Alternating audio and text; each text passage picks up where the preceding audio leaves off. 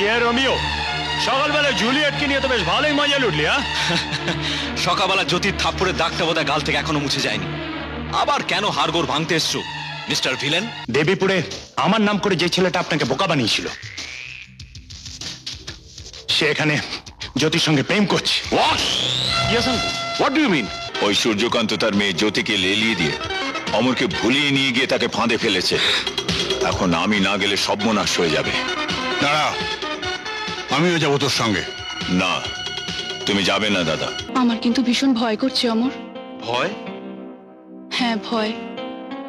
কারণ আজ পর্যন্ত পৃথিবীতে যারা ভালোবেসেছে তাদের মিলন কিন্তু কোনোদিনও হয়নি, তারা শুধু দুঃখই পেয়েছে। তুমি মিছিমিছি ভয় পাচ্ছ জ্যোতি। পৃথিবীর কোনো শক্তি আমাদের মিলনে বাধা হতে পারবে না। সত্যি? হ্যাঁ। বাহ, অপূর্ব। প্রথমে গাইড, তারপরে প্রেমিক, এখন বড়লোকের মেয়েকে নিয়ে পালানো। হ্যাঁ, টিপিক্যাল হিন্দি ছবির ফর্মুলা। ভদ্রভাবে কথা বলুন অজিত বাবু। ভদ্রতার সীমা তো আপনিই ছাড়িয়ে যাচ্ছেন জ্যোতি দেবী। আপনার সঙ্গে আমার বিয়ে ঠিক হয়ে গিয়েছে, আর আপনি এখানে এসে গোপন অভিসারে মেতে উঠেছেন। মুখ সামলে কথা বলুন, নইলে নইলে কি করবে? কি করবে তুমি? আমার মুখ আমি বন্ধ করে দেবো। কি? আপনি এক্ষুনি আমার সঙ্গে কলকাতা ফিরে চলুন। ওখানে গিয়ে আমি সূর্যকান্ত আঙ্কেলকে সবকিছু বলবো। চলুন। হাত ছাড়ুন অজিত বাবু, হাত ছাড়ুন। অজিত বোস যে হাত একবার ধরে সে হাত ছাড়ে না।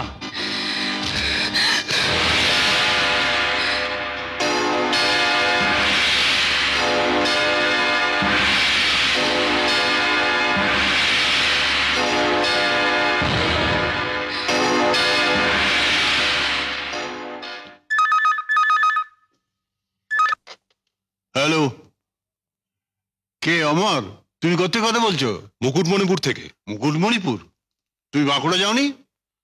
হ্যাঁ, মানে গিয়েছিলাম বাঁকুড়া, ফেরার পথে বন্ধুদের সঙ্গে দেখা হয়ে গেল, তাই 2-3 দিনের জন্য মুকুটমণিপুর চলে এলাম। ও আচ্ছা, ঠিক আছে ঠিক আছে। শরীরের দিকে নজর রেখো। বড় বাবা, তুমি একটু মা আর বাবাকে একটু বুঝিয়ে বলো না। হ্যাঁ ঠিক আছে, আমি এসে তোমাকে একটা খুব ভালো খবর দেবো। ঠিক আছে, আমি বলে দেবো। হ্যাঁ, ভালোভাবে থেকো। রাখছি। হ্যাঁ, রাখলাম। কার ফোন দাদা? ও বোমা, ও অমরের ফোন ছিল। ও মুকুটমণিপুর বেরিয়ে 3-4 দিন বাদে ফিরবে।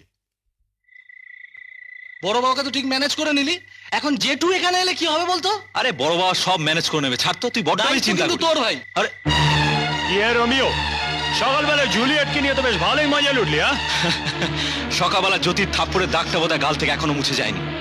আবার কেন হাড়গোড় ভাঙতে এসছো মিস্টার ভিলেন? দেখুন, আপনি কিছু মনে করবেন না প্লিজ। হ্যাঁ, আমরা কাল সকালেই এখান থেকে চলে যাব। আর আপনার আর জ্যোতির মাঝখানে কি সম্পর্ক আছে তা নিয়ে আমাদের কোনো মাথা ব্যথা নেই। মনে হচ্ছে ওর চেয়ে তোর মাথায় বুদ্ধিতে একটু বেশি আছে। হ্যাঁ, কাল সকালবেলায় ভালো ভালো এখান থেকে ফুটে যাবি, নইলে পরে খুন খারাপা হয়ে যাবে। না না না না, ওসবের কোনো প্রয়োজন নেই দাদা, কাল সকালেই আমরা এখান থেকে চলে যাব। যেতে হয় তুই যা, আর এদের মতো শয়তানকে কি করে শায়েস্তা করতে হয় তা আমার জানা আছে।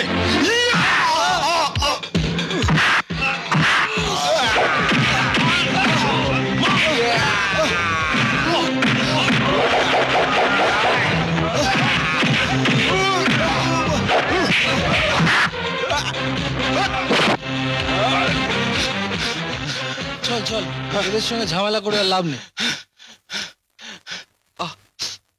অনেক হয়েছে অমর, এবার এখান থেকে ফিরেছ। মেজো জেঠু যদি জানতে পারে না তাহলে আর রক্ষে নেই। জ্যোতিকে ছেড়ে আমি যাব না শ্যাম। তুই পাগল হয়ে গেছিস অমর, জ্যোতিকে তোর ভুলতেই হবে। শোন, তোর আর জ্যোতির ভালোবাসা কোনোদিনই আমাদের পরিবার মেনে নেবে না অমর। তুই জ্যোতিকে ভুলে যা, তা না হলে রক্তের হোলি খেলা শুরু হয়ে যাবে।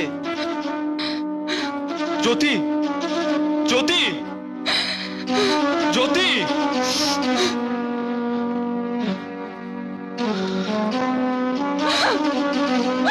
কি রে, কি হয়েছে? কাঁদছিস কেন? কি হয়েছে তোর? অমর,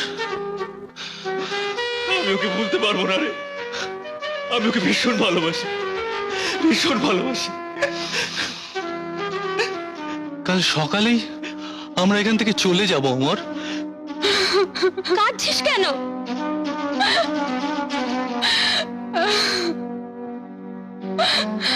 বল না জ্যোতি, কি হয়েছে তোর?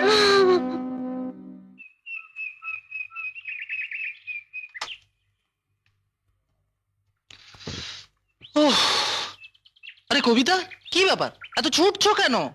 তা শুনে তোমাদের কি লাভ? তোমরা তো চলে যাচ্ছ। জ্যোতির ভীষণ জ্বর, বেহুশ হয়ে আছে, খালি অমরের নাম করছে। ভীষণ ভয় করছিল, তাই ডক্টরকে ফোন করে এলাম।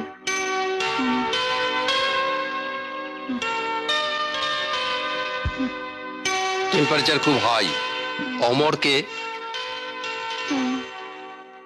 যাই হোক, নিশ্চয়ই অমর আপনার বান্ধবীর খুব প্রিয়জন।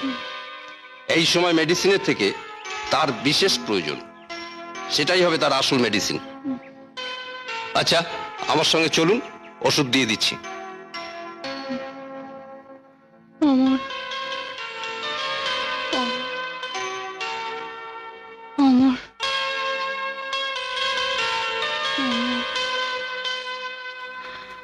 জ্যোতি, জ্যোতি, দেখো দেখো, আমি এসেছি জ্যোতি। অমর, তুমি আমাকে ছেড়ে কখনো যাবে না বলো? না জ্যোতি, না, তোমায় ছেড়ে আমি কোথাও যাব না জ্যোতি। অমর, জ্যোতি,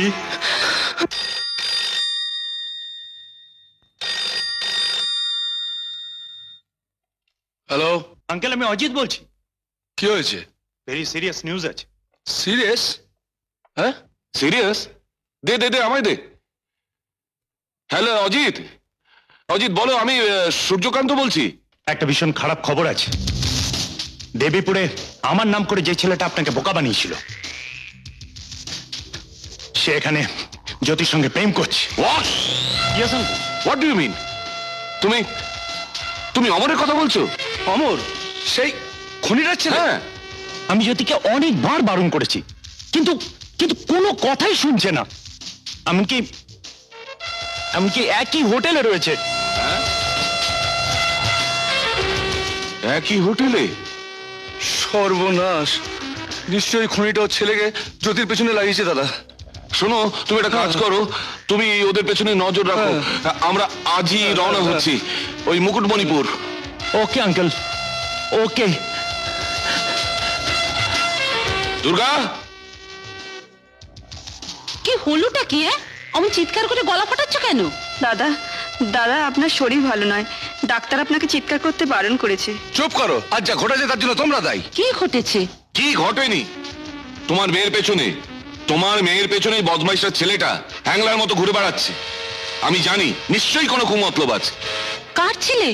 কার পেছনে ঘুরে বেড়াচ্ছে? ওই আমাদের পরম শত্রু খুনি ভানু প্রতাপের ছেলে। কতবার বারণ করেছিলাম যে যদিকে একা যেতে দিও না, কিন্তু কে শোনে আমার কথা? এবার বোঝো। তুমি মিছি মিছি ভয় পাচ্ছ। আরে বাবা, ওরা একই বয়সী, তাই বন্ধুর মতো মেলামেশা করছে। ওরা তো আর তোমার শত্রুতার কথা জানে না, জানলে ওরা কখনো মিশতো না। চুপ করো, মেশাচ্ছি আমি। আমার নাম সূর্যকান্ত, খুন করে ফেলবো।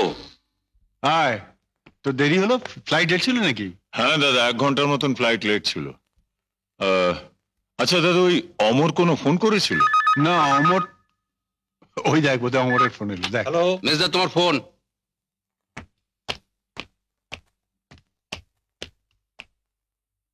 হ্যালো, হ্যাঁ বলছি। হ্যাঁ অমর? হ্যাঁ হ্যাঁ, কিন্তু আপনি কে বলছেন? হ্যালো হ্যালো হ্যালো, ও মাই গড, যা ভয় করেছিলাম তাই হয়েছে। কি হয়েছে অমরের? কি হয়েছে বলো না, চুপ করে আছো কেন? চুপ করে থাকিলে বল, কি হয়েছে অমরের? তার মানে অমর মিটিং এ যায়নি?